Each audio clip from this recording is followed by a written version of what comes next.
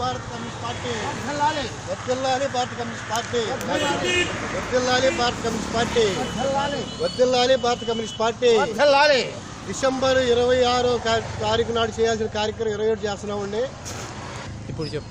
December 26వ తారీఖు నాడు party పుట్టినరోజు పండుగ జరుపుకుంటాం ఆనవాయితీ. అయితే డిసెంబర్ 27న జిల్లా పార్టీ సెక్రటరీ అజయ్ గారు మరి నేను వస్తాను జరపమన్నారు. అందులో ఆయన అనుమాన కారణాల వల్ల ఆయన రాలేకపోతున్నాను. మేము గ్రామస్తులమే జరుపుకుంటున్నాం. ఇప్పుడు సిపిఐ పార్టీ పుట్టినరోజు వేడుకలో భాగంగా మునుకుదురు శాఖ జెండా ఆవిష్కరణ చేస్తూ ఉంది. వర్ధిల్లాలి భారత కమ్యూనిస్ట్ పార్టీ వర్ధిల్లాలి భారత కమ్యూనిస్ట్ పార్టీ వర్ధిల్లాలి భారత కమ్యూనిస్ట్ పార్టీ బాబా నువ్వు కూడా.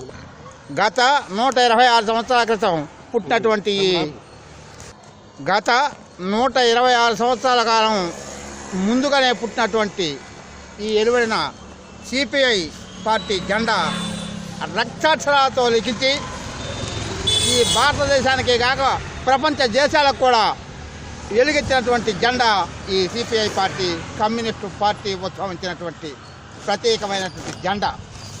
ఆ ఆనవాయితీతో ఈరోజు కూడా గ్రామస్తులు జిల్లా సెక్రటరీ గారు వస్తానటం జరిగింది. కనుక ఆయన అనివార్య కారణాలతో రాలేకపోవటం వల్ల గ్రామస్తులైన మేము ఈ కార్యక్రమాన్ని నిర్వహిస్తున్నాం.